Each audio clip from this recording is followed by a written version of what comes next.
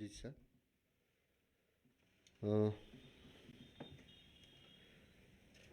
मन्त्री परिषदको बैठकबाट निर्णय भएका र मुख्य विषयवस्तुहरूलाई पत्रकार सम्मेलन मार्फत सार्वजनिक गर्नुपर्ने विषयवस्तुहरूलाई म यहाँहरूको बीचमा राख्ने क्रममा उभिएको छु। सचिवज्यू, सहसचिवज्यूहरू, प्रिय पत्रकार मित्रहरू, सबैमा म हार्दिक अभिवादन व्यक्त गर्न चाहन्छु। मन्त्री परिषदको बैठकको निर्णयहरूमा सबै निर्णयहरू हामीले परम्पराकै छ। सबै निर्णयहरू हामी प्रेस मिटमा सार्वजनिक गर्दैनौँ, त्यो वेबसाइटमा राखेको हुन्छ। मुख्य बुँदाहरूलाई हामीले सार्वजनिक गर्ने हाम्रो परम्परा छ। त्यही परम्परालाई निरन्तरता दिँदै म अर्थ मन्त्रालयको प्रस्तावमा सबैको लागि दिगो खानेपानी तथा सरसफाई आयोजना कार्यान्वयन गर्न फिनल्यान्ड सरकारबाट प्राप्त हुने 9 मिलियन युरो अनुदान सहायता स्वीकार गर्ने निर्णय गरेको छ। अर्थ मन्त्रालयकै अर्को प्रस्तावमा मिलिनियम च्यालेन्ज एकाउन्ट नेपालको लागि आवश्यक बजेट व्यवस्थापन गर्न स्वीकृति दिने निर्णय गरेको छ। युवा तथा खेलकुद मन्त्रालयको प्रस्तावमा त्रिदेशीय अन्तर्राष्ट्रिय फुटबल प्रतियोगितामा नेपालको तर्फबाट सहभागी विजेता 23 जना खेलाडीलाई प्रति व्यक्ति 4 लाख तथा 3 जना प्रशिक्षकलाई प्रति व्यक्ति 2 लाखको दरले प्रमाणपत्रसहित नगद प्रोत्साहन पुरस्कार प्रदान गर्ने निर्णय गरेको छ। रक्षा मन्त्रालयको प्रस्तावमा भारतका प्रमुख रक्षा अध्यक्षलाई दुवै पक्षको आपसी सहमति अनुसार तयार हुने अनुकूल समयमा श्रीमती र स्टाफ अधिकृत सहित नेपाल भ्रमणको औपचारिक निमन्त्रणा पठाउन स्वीकृति दिने निर्णय गरेको छ। यो वन तथा वातावरण मन्त्रालयको प्रस्तावमा हामीले गाउँपालिकाहरू विभिन्न स्थानीय तहलाई डियामोजिमको जग्गा प्राप्ति गर्न स्वीकृति दिने निर्णय गरेको छ र कतिपय गाउँपालिका र नगरपालिकाको नामहरू पनि यहाँ उल्लेख गरिएको छ। र स्वास्थ्य तथा जनसङ्ख्या मन्त्रालयका अब सेवाका विभिन्न नेपाल स्वास्थ्य सेवाका 11औं तहका बढुवाहरूको नियुक्ति गरेको पनि हामीले यहाँ निर्णयमा छ। सँगै प्रधानमन्त्री तथा मन्त्री परिषदको कार्यालयको प्रस्तावमा बदनियतपूर्वक अनुसन्धान वा अभियोजन गरेको कसुरको सम्बन्धमा परेको उजुरीको अनुसन्धान गर्न अनुसन्धान समितिको सदस्यमा प्रधानमन्त्री तथा मन्त्री परिषदको कार्यालयको कानुन तथा फैसला कार्यान्वयन महाशाखा हेर्ने सहसचिव र प्रहरी प्रधान कार्यालयको प्रहरी महानिरीक्षकको सचिवालयको प्रहरी नायब महानिरीक्षकलाई तोक्ने निर्णय गरेको छ। अर्थ मन्त्रालयकै प्रस्तावमा नागरिक लगानीको चुक्ता पुँजी वृद्धि गरी रु 3 अरब 27 करोड कायम गर्न स्वीकृति प्रदान गर्ने निर्णय गरेको छ। अर्थ मन्त्रालयकै प्रस्तावमा मातृ शिशु सेवा सुधार दिगो आर्थिक विकास कार्यक्रम सम्बन्धी क्षेत्रमा उपयोग गर्नको लागि जर्मन सरकारबाट प्राप्त हुने 13.8 मिलियन युरो वित्तीय अनुसन्धान सहायता स्वीकार गरी वित्तीय सम्झौतामा हस्ताक्षर गर्न अर्थ सचिव र सहसचिवलाई अर्थ मन्त्रालयले अख्तियारी प्रदान गर्ने निर्णय गरेको छ। अर्थ मन्त्रालयकै प्रस्तावमा जीवनदायक अक्सिजन सिलिन्डर लगायतका माल वस्तुमा कर छुट दिने निर्णय गरेको छ। यो कोभिडसँग सम्बन्धित रहेर यी सिलिन्डर लगायतका माल वस्तुहरूमा कर छुट गर्ने निर्णय गरेको हो। त्यस्तै खानेपानी मन्त्रालयको विभिन्न प्रस्तावहरू छन्। त्यो प्रस्तावलाई हामीले वेबसाइटमा यहाँले हेर्न सक्नुहुनेछ।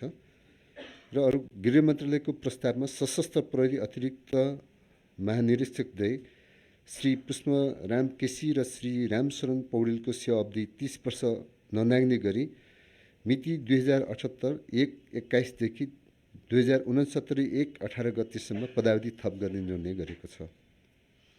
भौतिक पूर्वाधार तथा यातायात मन्त्रालयको प्रस्तावमा मदन भण्डारी राजमार्ग र रेडी सुर्खेत सडकको पुनर्रेखाङ्कन स्वीकृत गर्ने निर्णय गरेको छ। त्यस्तै अन्य प्रथम श्रेणीका उता यहाँहरूको बीचमा नियमित नै हाम्रा बढुवा भएका कुराहरू छँदैछ र महत्त्वपूर्ण हामीले अहिले कोभिड-19सँग रहेको विषयमा फेरि पनि हामीले योभन्दा अघिल्लो बैठकमा पनि हामीले चाहिँ एउटा जुन आदेश जारी गरेको थियो र आज पनि म यहाँहरूको बिचमा केही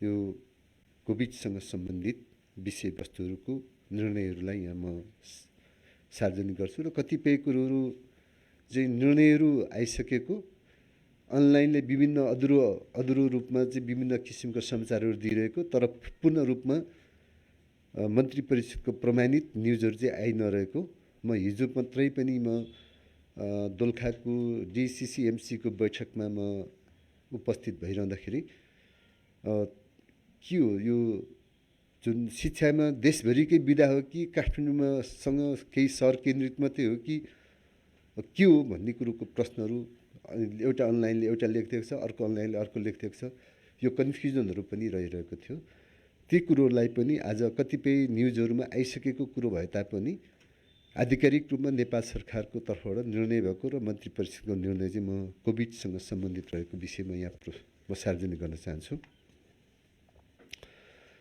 विश्वभर फैलिँदै गइरहेको नयाँ भेरिएन्ट सहितको कोभिड-19को सङ्क्रमण नेपालमा बढ्दै गएको सन्दर्भमा सोको रोकथाम नियन्त्रण तथा उपचार सम्बन्धमा देहाबमजिम गर्ने गराउने कोभिड-19को रोकथाम नियन्त्रण तथा उपचारको लागि आवश्यक व्यवस्था मिलाउन संक्रामक रोग ऐन 2020 को दफा 2 को उपदफा 2 बमोजिम प्रत्येक जिल्लाको लागि सम्बन्धित प्रमुख जिल्ला अधिकारीलाई मुकरर गर्ने प्रमुख जिल्ला अधिकारीले सोही अधिकारको प्रयोग गरी पहाडी र हिमाली जिल्लाका हकमा 200 तथा काठमाडौँ उपत्यका र तराईका जिल्लाका हकमा 500 भन्दा बढी सक्रिय संक्रमितको संख्या पुगेका जिल्लामा जिल्लाभरि वा जिल्लाको कुनै भागमा मात्र लागू हुने गरी आवश्यक परेमा जिल्ला कोभिड-19 सङ्कट व्यवस्थापन केन्द्रको सिफारिसले सम्मत 2078 साल वैशाख 16 गतेदेखि बिहान 6 बजेबाट 16 गतेको बिहान 6 बजेदेखि लागू हुने गरी 15 दिनको लागि सार्वजनिक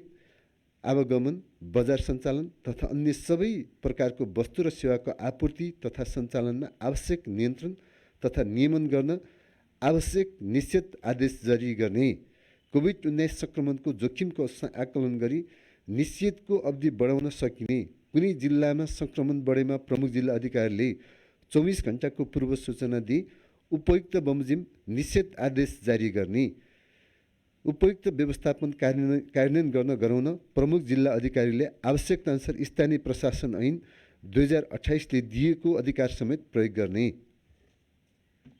2 स्थलमार्ग तथा हवाई मार्गबाट आगमन सम्बन्धमा देहान्तर गर्ने नेपालसँग सिमाना जोडिएका छिमेकी मुलुकका नागरिक बाहेक अन्य देशका नागरिकलाई स्थल मार्गबाट हुने आगमन स्थगित गर्ने स्थल मार्गबाट नेपाल आउनुपर्ने भारतीय नागरिकलाई निजले यात्रा गर्न अघि स्वाब सङ्कलन भएको 72 घण्टाभित्रको कोभिड-19 नेगेटिभ रिपोर्ट तथा 10 दिन अनिवार्य रूपमा होटल क्वारेन्टाइनमा बस्ने गरी होटल बुक गरेको प्रमाणपत्र पेश गरेको आधारमा स्थानीय प्रशासनको अनुमतिमा नेपाल प्रवेश गर्न दिने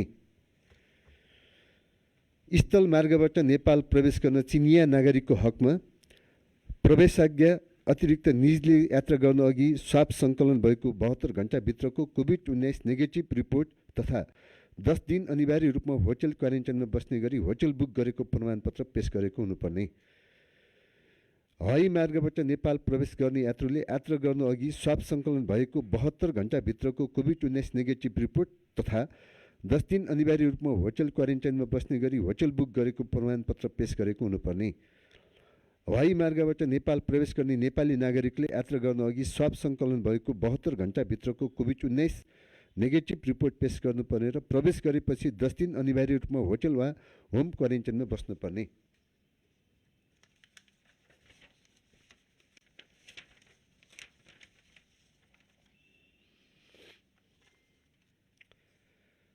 भारतबाट अस्थायी भई नेपाल प्रवेश गर्ने नेपाली नागरिकको हकमा स्थानीय तहको अनुगमनमा अनिवार्य रूपमा 10 दिन होम क्वारेन्टाइनमा बस्नुपर्ने होटल वा होम क्वारेन्टाइनमा नबसेको सम्बन्धमा जिल्ला कोभिड-19 सङ्कट व्यवस्थापन केन्द्र र स्थानीय तहले अनुगमन गरी कोभिड-19 को सङ्कट व्यवस्थापन केन्द्र र गृह मन्त्रालयमा नियमित प्रतिवेदन गर्ने।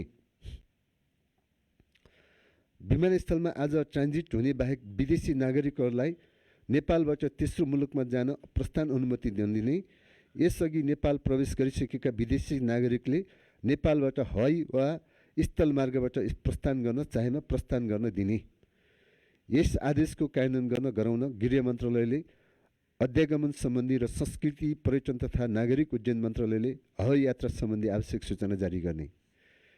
देशभरका विद्यालय तथा शिक्षालयमा भौतिक उपस्थिति नभई भर्चुअल र वैकल्पिक माध्यमबाट मात्र पठन पाठन जारी राख्ने।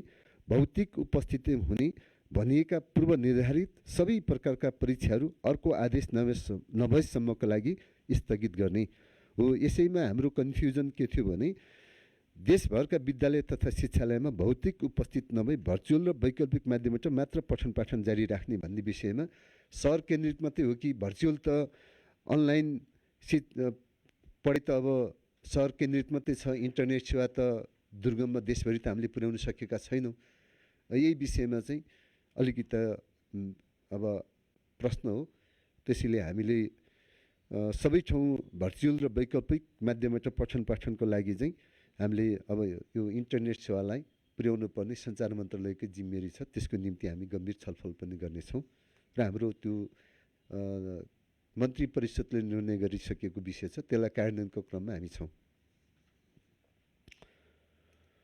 प्रकरण 1 बमोजिम निषेध आदेश भएका जिल्लाका सरकारी र सार्वजनिक कार्यालयमा अनावश्यक भिडभाड हुन नदिन र अत्यावश्यक सेवा प्रवाह गर्ने कार्यालय बाहेक अन्य कार्यालयका प्रमुखले आलो पालो पद्धतिअनुसार कर्मचारी खटाई काम सुचारू राख्ने व्यवस्था मिलाउने। घरबाटै गर्न सकिने कामको हकमा घरबाटै काम गर्ने वर्क फ्रम होमको व्यवस्था गर्ने। यसरी पालोमा अनुपस्थित हुने कर्मचारीको हकमा सम्बन्धित कार्यालय प्रमुखले कोभिड कास जनाउने।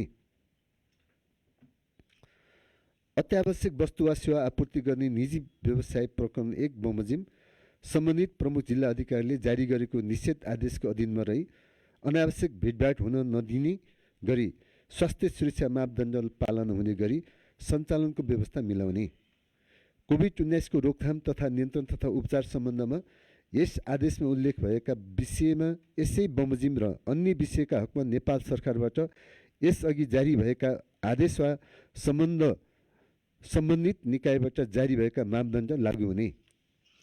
उपयुक्त प्रकरण 1 देखि 6 सम्मका व्यवस्थापन सम्बन्धी आदेश स्वास्थ्य तथा जनसङ्ख्या मन्त्रालयले अतिरिक्ताङ्क गरी नेपाल राजपत्रमा प्रकाशन गर्ने।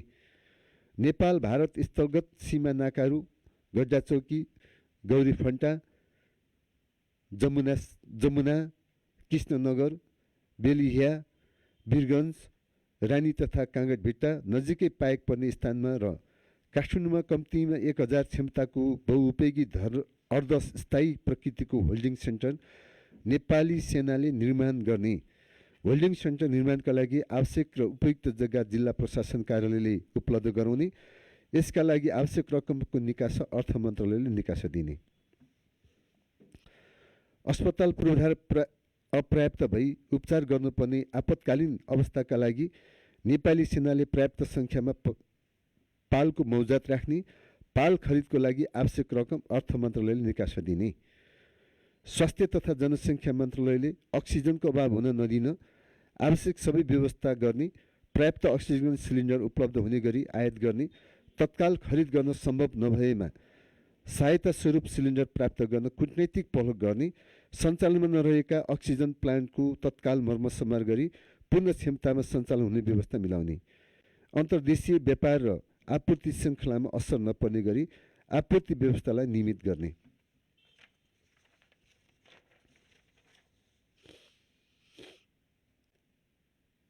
साथै बजारमा खाद्य पदार्थ, औषध तथा अन्य अत्यावश्यक सामग्रीको कृत्रिम अभाव सिर्जना हुन नदिन उद्योग वाणिज्य तथा आपूर्ति मन्त्रालयले सम्बन्धित निकायहरूको सहयोगमा नियमित बजार अनुगमन गर्ने।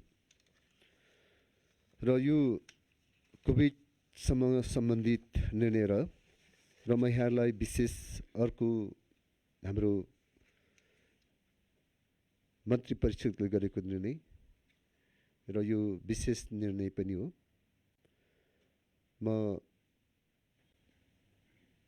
पत्रकार सम्मेलन मार्फत म एउटा नेपाल सरकारले गरेको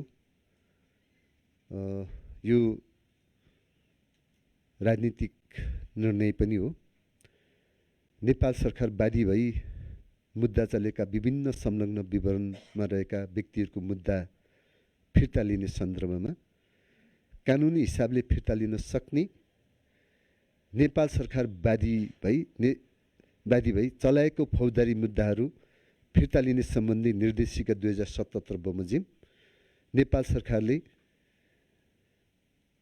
15वटा मुद्दाहरूमा 120 जना व्यक्तिहरू नेपाल सरकार बादी भई चलेका मुद्दाहरू फिर्ता लिएका व्यक्तिहरूको नामावली पनि यहाँ हामी वेबसाइटमा राख्नेछौँ। व्यक्तिहरूको नाम छ। ती मुद्दाहरूको 15वटा मुद्दाहरूसँग संलग्न 120 जना व्यक्तिहरूको मुद्दा फिर्ता लिएको पनि म यहाँहरूको बिचमा यो सार्वजनिक गर्न चाहन्छु। यस्तै मुद्दा फिर्ता लिने क्रममा हामीले अरू कानुनी रूपमा र नेपाल सरकार बादी भई चलाएका फौजदारी मुद्दाहरू फिर्ता लिने सम्बन्धी निर्देशिकाको आधारमा